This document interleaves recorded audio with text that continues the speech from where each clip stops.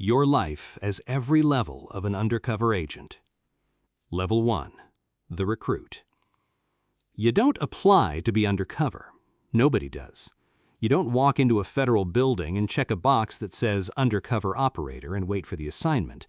It doesn't work that way. What happens is you spend 3 years doing your job well enough that someone who has been watching you without you knowing decides you might be capable of something harder. You find out on a Tuesday when your supervisor calls you into his office and closes the door and asks you a question that doesn't sound like a job offer until you think about it afterward. He says, "How do you feel about long assignments?" You say, "Depends on the assignment." He nods. He hands you a folder. The folder has almost nothing in it. A name, a location, a general description of a criminal organization operating in 3 states. The name in the folder is not your name. It's a name you've never heard before. It will become your name. You take the folder home and you read it twice, and you put it back in the envelope, and you sit in your kitchen for a long time. You've been a federal agent for 3 years. You've worked cases. You've made arrests. You've testified. You know the job. But you understand instinctively that what's in that folder is a different job wearing the same badge. That the distance between what you've been doing and what's being asked of you is not a step, but a leap, and the landing zone is not visible from where you're standing. You call your supervisor the next morning. You say, yes. What you don't tell him is that you said yes in the kitchen the night before, that the folder sat on the table and you stared at it, and something in you that you don't have a clean name for said yes before your brain had finished processing the question. You don't tell him that because you're not sure what it means about you yet. You file it away. You take it with you into everything that follows. You report to undercover training 4 weeks later, a facility you weren't told the address of until 48 hours before you needed to be there. You arrive with a bag and your regular name, and you leave 3 weeks later with something you'll spend years learning to carry correctly. Level 2. The training. They break you down before they build you back up. Not physically, psychologically. They put you in scenarios and they watch how you respond, and they find the places where you're vulnerable and they press on them until you understand exactly where your edges are. Not to break you, to show you where the edges are before the street finds them for you. The street is less forgiving than training.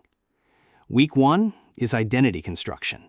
You are given a legend. This is the word they use, legend. Your new identity has a complete biography, a childhood in a city you've never lived in, parents with names, a school, a work history that can be verified by people who will say the right things if anyone calls, a criminal record carefully constructed to make you credible in the environment you're entering. You study your legend the way you studied for the bar exam, except this test never ends. This test happens at 2 a.m. when someone grabs your arm in a bar and asks where you're from, and you have 4 seconds to be from there, completely. Week 2 is behavioral. How do you move in a criminal environment without moving like a federal agent? This is harder than it sounds. You spent 3 years developing the posture of law enforcement, the way you scan a room, the way you position yourself near exits, the way you make eye contact. All of it reads wrong in the environment you're entering. You have to unlearn it without losing it. You have to put it somewhere accessible but invisible. An instructor tells you something on day 9 that you will think about for the rest of your career. He says, you're not playing a character, you're becoming one. The difference matters. Characters crack under pressure. People don't. Week 3 is the scenario work. They put you in rooms with professional role players who are very good at what they do. These are not easy scenarios. They are designed to find the moment when your cover story doesn't hold, when someone asks a question you didn't anticipate, when the situation changes faster than you can adapt, when someone gets in your face and the instinct is to identify yourself, and the job is to not. The first time that instinct fires and you override it, you feel something shift inside you, a new muscle you didn't know you had. You graduate from training on a Friday. Your supervisor is there. Nobody else from your agency. No family. The graduation is quiet on purpose. You are now something that requires discretion, even in its acknowledgement. You drive home alone, and you park outside your apartment and you sit in the car for a while. The name in the folder is more real than it was 4 weeks ago. Level 3, the infiltration. Your first undercover assignment is 6 months. The target is a mid-level stolen goods operation. Trucks, electronics, moving merchandise through a network of warehouses and buyers across 2 states. Not glamorous, not cinematic. The kind of criminal enterprise that operates in plain sight because it looks indistinguishable from a legitimate logistics business if you don't know what you're looking at. Your cover is a driver with a record, a brief stretch for receiving stolen property 8 years ago. The record is real in the system. Everything about you that can be checked will check. This is what makes the first meeting survivable. The first meeting is in a parking lot of a diner outside Columbus. Your contact is a man named Dale, who smells like cigarettes and moves like someone who's been doing something slightly wrong for so long it no longer registers as wrong. He shakes your hand and looks at you for a long time, not like he suspects you, like he's reading you for usefulness. You are whoever the folder says you are. You get the job. The first weeks are small, moving product from point A to point B, staying in your lane, asking no questions beyond what's necessary. You are building trust the same way you build any relationship, slowly, through repetition, through reliability, through showing up when you say you're going to show up. Except the relationship is a lie and the showing up is evidence collection. You wear a wire for the first time on a Thursday. The device is small. It sits against your ribs and you can feel it with every breath. The first hour you think about it constantly. Every movement, every lean, every hug from someone who doesn't know what's pressed against your skin. By the third hour, you've learned to stop thinking about it. By the end of the month, it is as unremarkable as your own heartbeat. You collect enough in 6 months to make the case. The arrests happen without you present. You're pulled out quietly 2 weeks before, so there's no connection. You sit in a federal building in a different city and you watch the operation conclude on a monitor, and you feel something you don't expect. Not satisfaction, not relief, something more complicated than either. You file your debrief report, you go home, you sleep for 14 hours, you wake up, and your supervisor is already calling about the next one. Level 4, the deep cover. The next assignment is different in kind, not just in degree. 18 months, possibly longer. A criminal organization with connections to narcotics distribution, weapons trafficking, and 3 unsolved homicides that the Bureau has been trying to penetrate for 7 years. 7 years! The previous attempts produced nothing because the organization's leadership is careful in ways that most criminal organizations are not. They don't use phones. They don't communicate electronically. They operate on trust built over years in proximity and the specific shared history of people who have done things together they can never take back. To get inside, you need a different kind of cover. You don't enter as an associate. You enter as a person with a reputation, a name that means something in the environment before you arrive in it. Your handlers spend 4 months building that reputation through carefully constructed introductions, people who have heard of you, a history that precedes you. By the time you walk into the first meeting, the organization already has a picture of who you are. Your job is to be that picture. The first meeting is in the back of a restaurant. Marcus Reyes runs the organization from a table in the back of a restaurant that serves very good food and functions as a legitimate business and is also the place where decisions get made that end lives. He is 53 years old and calm in the specific way that comes from having survived things that should have killed you. He looks at you, and you look at him, and you do not blink first. He offers you coffee. You drink it. You are in. The months that follow are the most psychologically demanding period of your life. You are living inside a criminal organization, not visiting it, living in it. Your apartment is in their neighborhood. You eat at their restaurants. You attend their events. You spend more time with these people than you spend with anyone from your actual life. The cover identity is not a mask you put on in the morning. It is the person you are for 18 months while your real self waits somewhere you're not sure how to access anymore.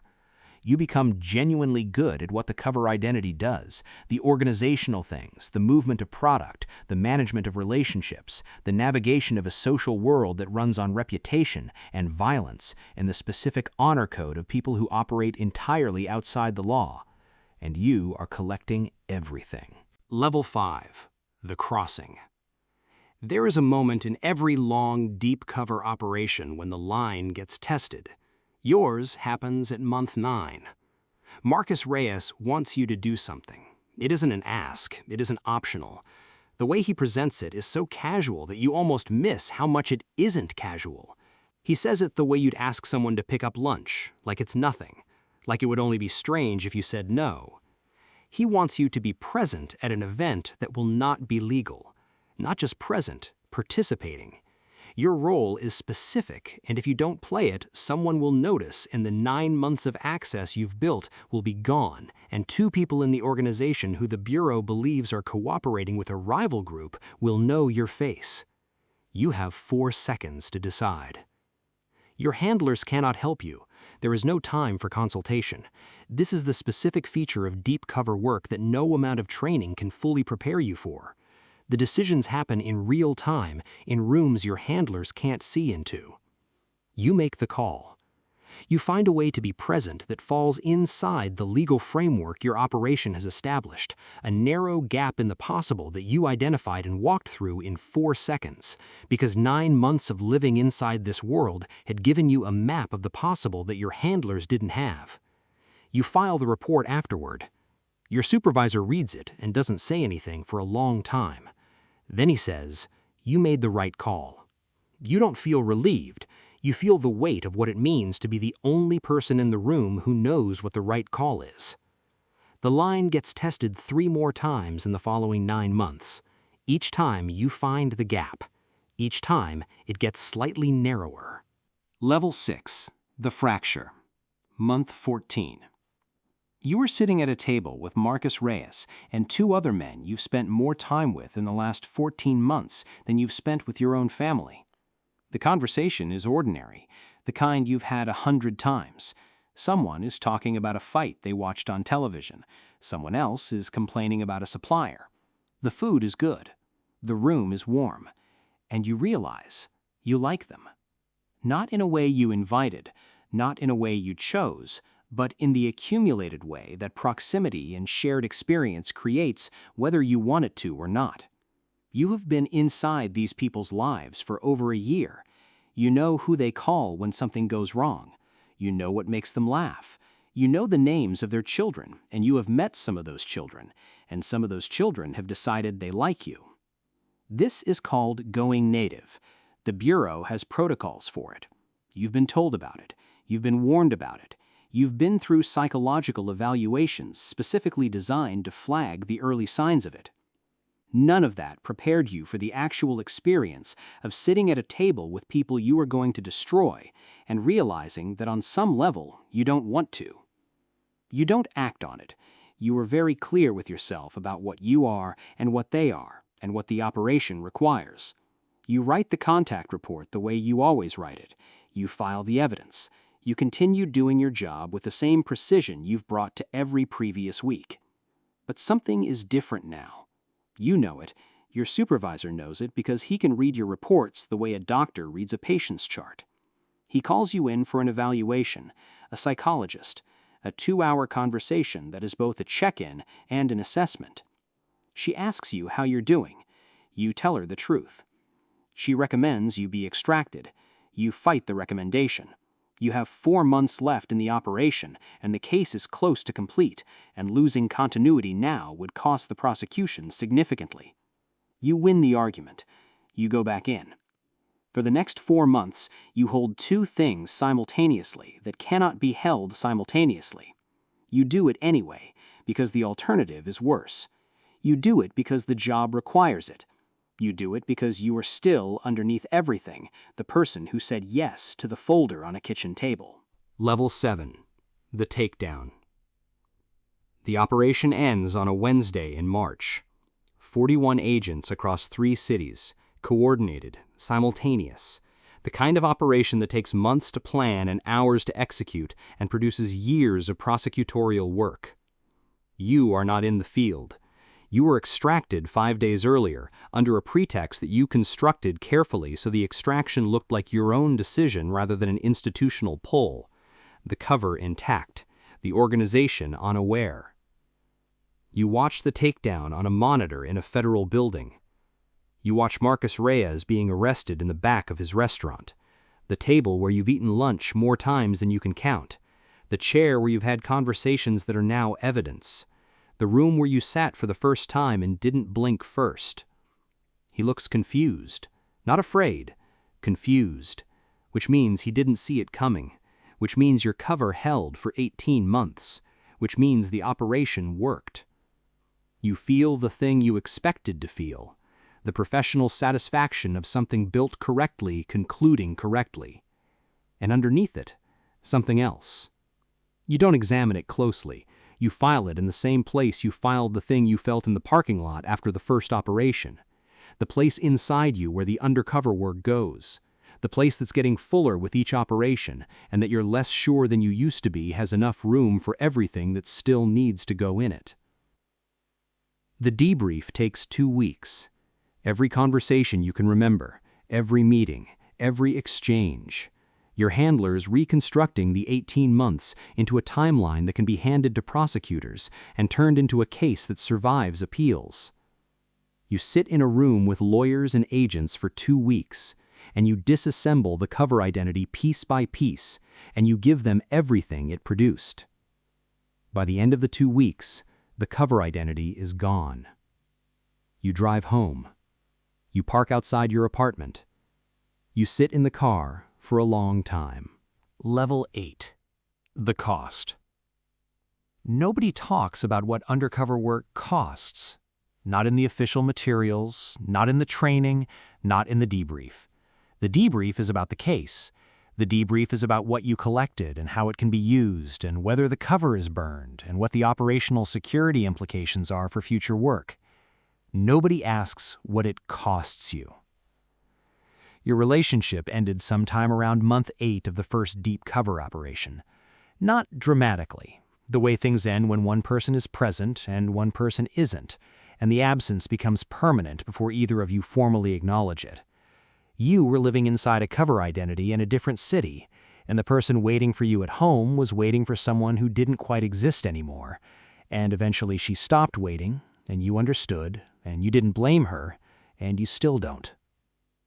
You've moved twice since then, both times to apartments near the office. Practical, accessible. Neither one feels like a home because you've spent so much time inhabiting spaces that aren't yours that you've lost the instinct for making a space yours. Your real friends are mostly the people you work with. The ones who don't work undercover don't fully understand what you carry. The ones who do understand don't need to talk about it because they are carrying their own version of it. You sit in bars with these people, and you have good evenings, and you mean what you say, and it's real. And it's also true that there's a layer of yourself you haven't shown anyone in years, and you're not entirely sure where it went. You go to the mandatory psychological evaluations. You say the right things. Not because you're hiding anything catastrophic, because some of what you carry doesn't have language yet. Because some of the things that happened in the covers are things that happened to the cover identity, but also to you, because you were the cover identity. And the separation between those two things is more theoretical than it is actually true. You are good at your job. This is not in question. The Bureau values you. Your operational record is exceptional. The cases you've built have resulted in convictions. Real people who did real damage to real communities are in federal prison because you spent years of your life inside rooms they thought were safe. You believe in the work. Most days, this is enough. Level 9. The controller. You stop going under. Not because you're asked to, because you arrive at a conversation with your supervisor where you both understand, without either of you saying it directly, that the operational effectiveness of running you into another deep cover is declining in ways that have nothing to do with your skill, and everything to do with what multiple deep covers do to a person over time. You become a controller. You run undercover operators the way your handlers ran you.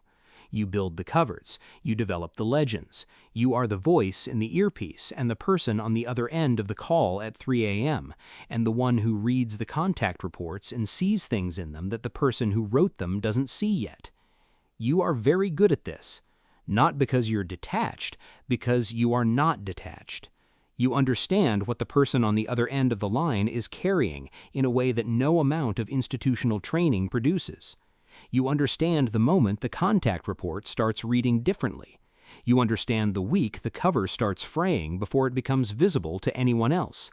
You make extraction calls early because you've been in the situation where the call came too late, and you know what that looks like in the paperwork and in the person. Your operators trust you in a specific way that they don't trust controllers who haven't been under. They know you've been in the room. Not their room, a room like theirs. They know you understand the difference between following the protocol and surviving the moment when the protocol runs out and there's nothing left but the person you actually are and whether that person is enough. You tell them what your instructor told you on day 9. You're not playing a character, you are becoming one. You tell them what you figured out the hard way. The becoming is the part that costs. You run 8 undercover operations over 6 years as a controller. 7 of them conclude successfully. One of your operators goes through something in month 11 that you recognize immediately because you went through a version of it yourself. You pull her out. Not when the case says she should come out, when she should come out. The case takes the hit. She doesn't. You would make that call every time. Level 10. The Institutional Memory. You are 56 years old. You've been in this work for 31 years, 22 of them in or around undercover operations. You carry the weight of it in ways that are now structural rather than acute.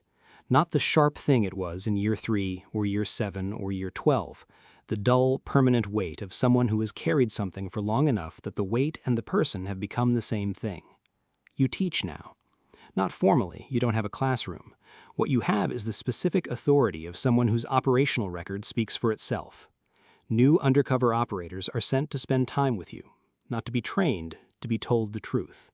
You tell them the truth. You tell them that the work is real and the results are real, and the convictions that come from it protect people who will never know your name. You tell them that this matters. You tell them that it is worth doing. You also tell them the things that nobody told you. You tell them that the cover doesn't stay in the cover, that it comes home with you, that the version of you that learned to inhabit other identities is a version that changes the original in ways you don't see clearly until years later, that the psychological evaluations are not enough, that the work requires a form of self-knowledge that the Bureau can't give you, and that you have to find yourself, usually in the wreckage of something you didn't see coming. You tell them to protect their real relationships with the same intensity they protect their covers. You tell them that the case will always be there, but the people who knew you before will not always wait. You tell them this because nobody told you, and you wish someone had. You tell them about Marcus Reyes. Not the operational details, the other thing. You tell them about sitting at the table and realizing you liked the people you were going to destroy. You tell them this is normal. You tell them this is not weakness. You tell them it is a consequence of being genuinely human in an environment that requires your full humanity to navigate, and that the Bureau will never fully acknowledge this because acknowledging it would complicate the institutional narrative. You tell them the crossing will come, and they need to have already decided where the line is before they're standing at it. The ones who hear it look at you the way you would have looked at someone who told you this at 27, like they understand and cannot yet understand. Like the information is arriving correctly, but the experience that makes it land is still in front of them.